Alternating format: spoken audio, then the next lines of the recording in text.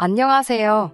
너무 답답한 마음에 일단 펜을 들긴 했는데 어떻게 적어야 할지 모르겠네요. 남편과 결혼한 지 올해로 4년 차인 30대 여성입니다. 남편과는 20대 초반에 만나 연애만 10년 가까이 했으니 같이 지낸 횟수로 따지면 벌써 14년이네요. 연애를 10년씩이나 했던 건 남편이나 저나 사는 게 녹록지 못했기 때문입니다. 제 이야기를 먼저 해보자면 저를 세상에 존재하게 해주신 아버지께서는 제가 어렸을 때 병으로 돌아가셨어요. 이후로 어머니와 단둘이 살았는데 어머니께서 고생을 많이 하셨지요. 그래서 어머니께서 새아버지와 재혼을 하신다 했을 때 싫다고 할 수가 없었습니다. 새아버지는 어머니께는 좋으신 분이셨던 것 같아요. 재혼 후 어머니께서 웃으시는 날이 많아졌으니까요. 하지만 새아버지께선 저에게 곁을 내주지 않으셨고 어머니는 그걸 눈치채지 못하셨던 것 같습니다. 10대에 제가 할 수 있는 거라곤 그저 새아버지 눈밖에 나지 않도록 있는 듯 없는 듯 조용히 지내는 것 뿐이었네요. 지금도 마음의 상처로 남은 일 중 하나는 제가 고등학교 3학년이 되었을 때 있었던 일입니다. 제 대학교 진학 상담을 위해 어머니께서 학교에 왔다 가신 날이었지요. 학교를 마치고 집에 오니 어머니께서 저더러 이야기를 좀 하자고 하시더라고요. 그러더니 저더러 대학은 가지 말라셨습니다. 제가 대학에 가겠다고 고집을 부린다면 새아버지가 안 된다고 할 사람은 아니라고 하시면서도 당신 입장을 생각해달라며 어머니께서 덧붙이시기를 제가 사람이면 염치가 있을 거 아니냐 그러셨지요. 그런 어머니에게 제가 기대할 수 있는 게 뭐가 있었겠어요? 결국 저는 고등학교를 졸업한 뒤 집에서 나와 지방에 있는 공장에 취직을 했습니다. 기숙사도 제공이 된다 하여 묻지도 따지지도 않고 갔어요. 그리고 그곳에서 남편을 만났습니다. 남편 역시 저 못지않게 힘든 시절을 견뎌왔더라고요. 하루는 같이 일하는 사람들끼리 술이나 한잔 하자며 근처 호프집을 갔는데 저만큼이나 어린 사람이 있더라고요. 남편이었어요. 남편이 저더러 먼저 어디서 왔냐, 일하는 건 어떠냐며 질문을 쏟아내더라고요. 그러더니 저는 묻지도 않았는데 자기 얘기를 해대기 시작했습니다. 이 사람도 어지간히 말할 상대가 그리웠나 보다 싶어서 그 심정을 모르는 바도 아니었으니 들어줬는데 참 불쌍하더라고요.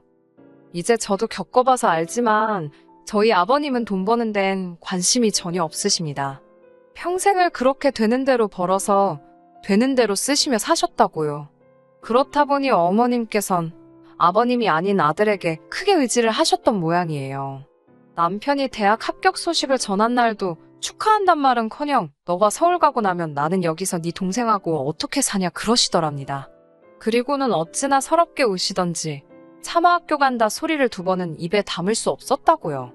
그러다 이 공장에 오게 되었다며 그래도 여기가 서울보다는 자기 고향에서 가깝기도 하고 어쨌든 돈을 쓰는 데가 아니라 버는 데라 그런지 어머님께서 별소리 안 하고 보내주셨다고 웃으며 이야기를 하는데 그 속이 말이 아니겠다 싶대요. 서로가 아무래도 어려운 환경에서 자랐다는 아픔이 있어서인지 말도 잘 통하고 같이 있으면 편안함까지 느껴졌어요. 하지만 얼마 지나지 않아서 남편은 군대에 갔습니다. 사귀는 사이는 아니었지만 남편은 휴가만 나왔다 하면 저에게 연락을 해왔고 어느 순간 보니 제가 면회를 가고 있더라고요. 그렇게 저희는 누가 먼저 사귀자 할 것 없이 연인 사이가 되었고 이후로 10년이란 세월을 함께 하게 되었습니다. 남편이 전역했을 때 저는 공장에서 작은 무역회사로 이직을 한 상황이었어요. 남편 역시 공장으로 돌아가는 대신 군대 선임의 사업을 도우며 배우기 시작했고요. 그렇게 1년하고도 얼마간의 시간이 흐른 어느 날 남편이 이제 자기도 남의 밑에서 일할 게 아니라 자기 사업을 차려야겠답니다. 다보는 있냐고 조심스레 물으니 시댁에 생활비를 보내는 와중에도 꾸준히 모아왔다며 3천이나 가지고 있더라니까요. 문제는 3천만 원은 분명히 적은 돈은 아니었지만 사업을 하기에는 한참 부족했다는 겁니다. 사업을 시작한 지 얼마 되지 않아 남편도 저도 그 사실을 깨달았고 특히 남편은 어떻게든 돈을 좀 융통해보려고 밤낮으로 뛰어다녔지요. 고생하는 모습을 보고만 있을 수가 없어서 내가 좀 빌려줄 거냐고 몇 번을 물었지만 그럴 때마다 남편은 거절을 했습니다. 자존심이 상한다며 사랑하는 여자 돈까지 가져다 쓸 수는 없다면서 말이에요. 하지만 저 역시 그냥 주는 게 아니고 이자까지 받는 조건으로 빌려가라며 남편을 달랬습니다. 그리고 다행히 남편의 사업은 조금씩 안정되기 시작했고 시작한 지 2년이 지나가면서는 그럴듯한 성과까지 내기 시작했네요. 사업이 중박을 치기 시작한 이후로는 저 역시 다니던 회사에서 나와 남편의 사업을 돕기 시작했습니다. 남편의 사업이 무엇인지 여기서 밝힐 수는 없지만 저희는 중국과 일본에도 수출을 하기 시작했는데 이 무렵에는 제가 무역회사에서 일한 경험이 많은 도움이 되었지요. 이후로 사업은 점점 승승장구하여 남편은 남편대로 저는 저대로 집도 하나씩 갖게 되었습니다. 참고로 여기는 지방이라 서울만큼 집값이 비싸지 않아요. 아무튼 소위 집주인이 되고 나니까 남편도 저도 비로소 숨통이 트이는 것 같았습니다. 그리고는 본격적으로 결혼 준비를 시작했네요. 하지만 저는 예상치 못한 일을 겪게 되었습니다. 사실 사귀는 동안 남편이 내켜하질 않아서 어머님 아버님을 한 번도 뵌 적이 없어요. 그렇기에 결혼 준비를 시작하면서야 처음으로 인사를 드리러 가게 되었는데 시부모님 중 특히 어머님께서 노골적으로 못마땅한 기색을 내비치셨습니다. 이제 당신 아들이 돈 좀 벌어다 주는데 그걸 제가 채간다는 식으로 말이지요. 게다가 며칠 뒤 어머님께서 남편에게 보냈던 문자들을 보고는 저는 정말이지 할 말을 잃고 말았습니다. 어머님께선 남편더러 사업만 더 잘 되면 저하고는 비교도 안 될 괜찮은 여자들이 줄을 설 거라며 못하러 결혼을 서두르냐고 10년을 만났다면서 지겹지도 않냐. 혹시 제가 남편더러 책임지라고 매달린 거냐. 심지어 저희 둘이 10년을 사귀었는데 애도 안 생긴 거 보면 저한테 문제가 있을지도 모른다는 그야말로 막말을 한 보따리 적어 보내셨더라고요. 솔직히 그 문자들을 읽는데 손발이 다 벌벌 떨렸습니다. 심장이 당장이라도 터질 것 같이 빠르게 뛰었고 어이가 없다는 게 이런 거구나. 그럼에도 불구하고 남편을 추궁하지 않았던 이유는 딱 하나. 그 문자마다 남편이 어머님께 이딴 말씀하실 거면 서로 연락하지 말고 지내자며 쏘아붙였더라고요. 어머님께서 함부로 뭐라고 하실 여자가 아니라고요. 만약에 남편이 조금이라도 어머님의 말씀에 수긍하는 것 같았다면 10년 세월이 아까웠을지언정 결혼은 하지 않았을 겁니다. 아무튼 그때 저는 어찌됐건 제가 어머님 아버님을 모시고 살 것도 아닌데 남편 하나만 제대로 제 편이면 된다고 믿었습니다. 한편 결혼을 앞두고 저 역시 친정 어머니께 연락을 드렸습니다. 결혼할 남자가 생겼으니 소개해드리고 싶다고요. 솔직히 말하면 제가 정말 원했다기보다는 비록 남편이 제 사정을 다 알고 있다고는 해도 형식적인 건 하는 게 좋겠다 싶어서 꺼낸 얘기였지요. 아니나 다를까 친정어머니께서는 저희가 집으로 가는 건 곤란해하셨기에 밖에서 만나게 되었습니다. 뭐하는 남자냐고 묻기에 공장에 다닌다고 적당히 둘러대니 그러냐며 더 묻지도 않으시대요. 기대는 없었지만 혹시나 싶어 그래도 하나뿐인 딸이 결혼하는데 조금이라도 도와줄 수 있냐고 물었습니다. 만약 친정어머니가 단돈 얼마라도 도와주신다 했다면 저는 어머니를 용서했을지도 모르겠어요. 하지만 어머니께서는 너야말로 시집가면서 하나뿐인 친정엄마한테 키워줘서 감사하다고 제대로 인사라도 해야 하는 거 아니냐입니다. 그이한테도 그렇고 라며 말끝을 흐리는데 그 소리를 들으니 헛웃음이 나오더라고요. 양가 부모님으로부터 제대로 된 축복도 받지 못했지만 그래도 저희는 부부의 연을 맺었습니다. 그리고 저희는 계획과 달리 제 명의의 집에서 살림을 차리게 되었어요. 어디서부터 설명을 해야 할지 이게 조금 복잡한데 일단 남편의 자취방 계약은 끝났는데 들어가게 된 아파트의 인테리어 공사가 늦어지면서 남편이 있을 곳이 마땅치 않아졌습니다. 어쩔 수 없이 공실이던 제 명의의 집에서 남편이 임시로 며칠만 지내기로 했는데 그게 화근이었어요. 신혼여행을 마치고 시댁에 인사를 드리러 들린 저희에게 어머님께서 다짜고짜 하소연을 하시더군요. 항상 월세를 전전하며 집주인 눈치만 살피며 살았다며 한 번만 편하게 살아봤으면 좋겠다고요. 전 솔직히 처음에 어머님이 무슨 이야기를 하시는지 제대로 알아듣지도 못했습니다. 그런데 어머님께선 시동생 이야기를 꺼내셨어요. 시동생은 한쪽 다리가 불편한데 그래서 계단 이용이 쉽지는 않아요.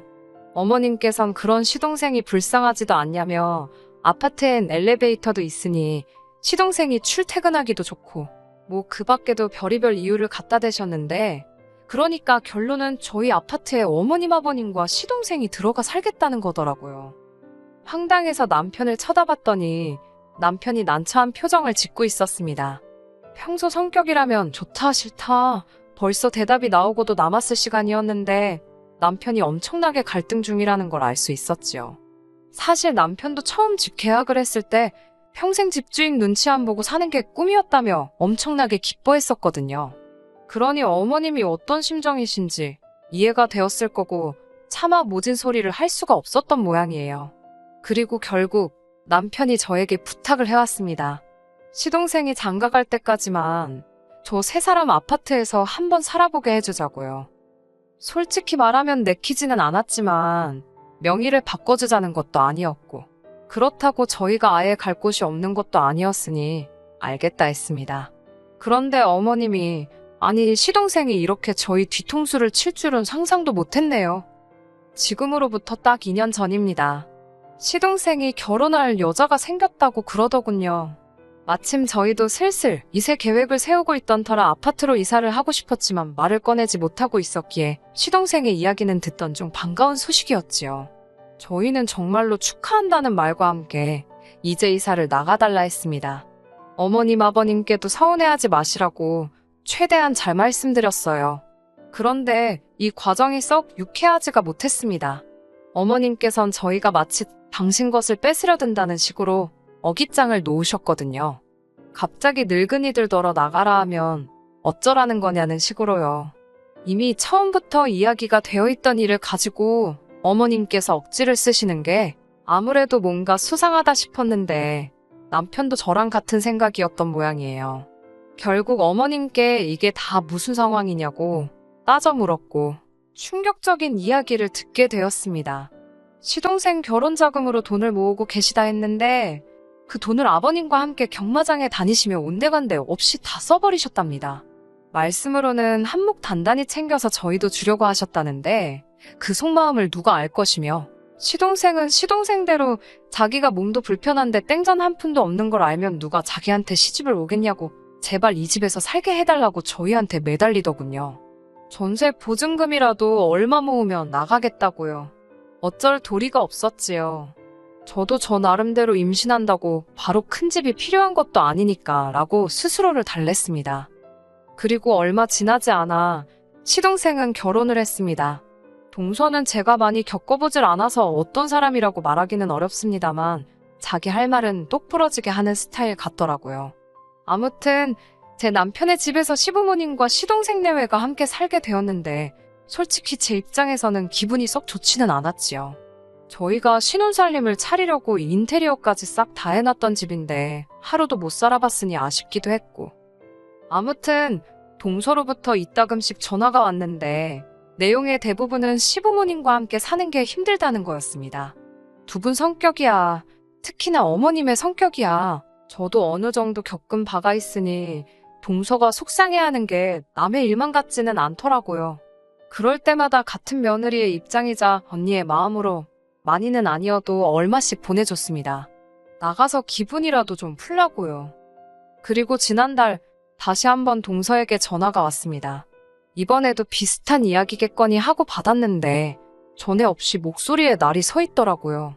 무슨 일이냐고 물으니 이유는 알 것 없다며 저나 자기나 똑같은 며느리인데 왜 자기만 이렇게 시부모님을 모시고 살아야 되냐며 따지고 들더라고요. 하물며 자기는 맏며느리도 아닌데 왜 자기가 맏며느리 노릇을 하고 있는 거냐고요. 황당하고 어이가 없어서 제가 동서에게 내가 한 달에 어머님께 생활비 100만 원씩 드리고 있는데 동서가 무슨 맞이 노릇을 하냐고 물었습니다. 그러자 그래도 집에서 같이 살면서 직접적으로 수발드는 건 자기라네요. 저는 돈만 보내는 거 아니냐며 그건 성의가 하나도 없다고 이제 저더러 시부모님을 모시고 가라 했습니다. 자기도 좀 신혼집에서 신혼답게 살아봐야겠다나요. 뭔가 쎄한 느낌이 들더군요. 혹시나 싶어 제가 동서에게 지금 무슨 소리를 하는 거냐고 그 집은 내 남편 명의의 집이고 지금 시부모님과 동서네가 내 남편 집에 공짜로 들어와 살고 있는 거라 알려줬습니다. 그러자 동서가 그게 다 무슨 소리냐며 시동생이 지금 사는 아파트가 시동생 거라고 했다네요. 그래서 자기가 혼수도 다 해오고 예단으로 어머님께 3천이나 드렸다면서 제가 뭔가 잘못 알고 있는 거랍니다. 어이가 없었지만 혹시나 싶어서 남편에게 전화를 걸었어요. 남편에게 혹시 나랑 상의 없이 아파트 명의를 시동생한테 돌렸냐니까 오히려 저더러 미쳤냐고 묻더라고요. 저는 남편에게 방금 동서가 했던 이야기를 그대로 전했습니다. 그러자 남편이 혼잣말처럼 쌍욕을 내뱉더니 지금 시댁으로 오라더군요. 자기도 그쪽으로 간다면서요. 그렇게 시댁에 도착하니 그 집도 이미 난리가 났더라고요. 벌써 동서가 시동생에게 따지고 들었던 거겠지요. 시동생은 저희를 보자마자 무슨 말 같지도 않은 소리를 하면서 특히 저한테 왜 없는 소리를 하냐고 따지고 들더라고요. 아마 눈치껏 자기 말에 일단 호응해달라는 것 같았는데 이러다간 눈 뜨고 코 베이듯 집을 뺏기는 거 아닌가 싶어서 차마 그 장단을 맞춰줄 수가 없었습니다. 남편도 저와 같은 생각이었는지 시동생더러 뭐라고 거짓말을 치고 다녀서 이런 상황을 만드느냐며 화를 내더니 이 집은 내 집이고 사정이 이렇게 된 이상 안 되겠다며 집을 비워달라 하더라고요. 그러자 옆에 계시던 어머님께서 저희 남편더러 어떻게 그런 소리를 하느냐며 소리를 꽥 지르셨습니다. 동서는 동서대로 지금 자기 사기당한 거냐며 다들 짜고 자기를 속인 거 아니냐고 난리가 났고요. 순식간에 집안에서 서로 고성이 오갔고 개판도 그런 개판이 없었네요. 이튿날 어머님께서 저희 집에 찾아오셨습니다. 연락도 없이 오전 10시가 되어서야 오셨는데 아마 남편이 없을 만한 시간대를 골라오신 것 같았어요. 어머님께선 제 손을 부여잡으시곤 이대로 네 시동생 이혼시킬 판이냐며 너희는 먹고 살만하지 않냐고 어차피 집도 두 채인데 이참에 안 하는 시동생을 줄하셨습니다. 그 오랜 세월 저희가 얼마나 고생해서 여기까지 왔는데 어떻게 그런 소리를 하시냐고 안 된다 하니까 그럼 너네가 고생했으니까 시동생도 고생을 시켜야 속이 시원하겠냐며 오히려 저를 무슨 고약한 사람처럼 몰아가시더군요. 도저히 말이 통하지 않아 남편이 있을 때 다시 오시라 했습니다. 그런데 그때 남편이 이게 다 무슨 말도 안 되는 소리냐며 부엌으로 들어왔어요. 알고 보니 핸드폰을 두고 출근해 가지러 집에 왔는데 현관문도 열려있고 어머님 목소리도 들려서 기척을 안 하고 있었다고요. 남편은 더할 이야기 없다며 어머님더러 일주일 안에 집을 구해 나가시라 했습니다. 아니면 시동생 내외라도 내보내시라고 안 그러면 그 집 팔아버리겠다고 엄포를 놓더라고요. 어머님께서는 그런 남편에게 네 마음대로 하라며 부모 동생도 못 알아보는 버러지 같은 놈이라고 욕을 퍼부으시곤 집을 나가셨습니다. 그리고 정말 일주일이 지났는데 시동생에게서 연락이 왔습니다. 문자 내용은 가관이었어요. 그까짓 집 한 채 내줬다고 자식 둘이 당한 게 아니라는 둥, 부모님 곁에서 있었던 건 형이 아니라 나라는 둥, 자기가 부모님을 잘 모셨으니 형하고 형수도 사업에만 집중할 수 있었던 거 아니냐며 이 집은 응당 시부모님과 자기가 받아야 할 몫이라대요. 그 문자를 받고 열받은 남편이 그 아파트를 정말로 부동산에 내놨습니다. 주변 매물보다 싸게 내놓았더니 내놓은 그날부터 문의가 쏟아졌고 집을 보러 간다는 사람들이 있었으니 자연히 시부모님도 상황이 어떻게 돌아가는지 알게 되셨지요. 그제서야 남편이 허풍이 아니었다는 걸 아셨는지 어머님께서 저더러 네 남편 좀 말려보라며 연락을 해오셨습니다. 저는 죄송하다고 저는 그저 남편이 하는 대로 따를 거라고 했어요. 이번엔 동서까지 나서서는 진짜 이 집 팔면 자기는 시동생이랑 이혼할 거라고 하길래 하고 싶은 대로 하라고 했습니다. 그리고 지난달 진짜로 아파트를 팔았습니다. 그제서야 시부모님께서도 정말 왜 이렇게까지 독하게 구냐면서 이제 당신들은 어디 가서 사느냐고 저희 집에 들어오면 안 되냐고 물으시더군요. 남편은 그런 어머님의 제안을 싫다는 한마디로 단칼에 거절하곤 자기는 지난 10몇 년이 넘는 세월 동안 자식돌이 충분히 한 것 같다며 이젠 그만두겠다 덧붙이대요. 옆에서 보고 있는 제가 다 민망하리만치 조금의 여지도 주지 않더라니까요. 그리고 현재 동서는 일단 본인 친정에 갔고 시부모님과 시동생은 조금 떨어진 동네에 있는 오래된 빌라에 들어갔습니다. 보아하니 시동생이 대출을 받은 것 같던데 자세히는 저도 모르겠네요. 관심을 안 가지려고 노력 중이거든요. 남편은 자기가 머리가 어떻게 되지 않는 한 더 이상 시부모님과 연락을 주고받으며 살 일은 없을 것 같다고 합니다. 어머님께서 남편이 그동안 해온 노력이나 고생에 대해선 한 번도 수고했단 말씀도 하지 않으셨으면서 시동생이 조금이라도 고생하게 될까봐 벌벌 떠시는 모습에 남편이 상처를 많이 받은 것 같아요. 솔직히 부모 자식 사이가 천륜인데 언젠간 또 보고 싶어지는 날이 오지 않을까 그런 생각도 들어요. 하지만 제가 나서지는 않으려고요.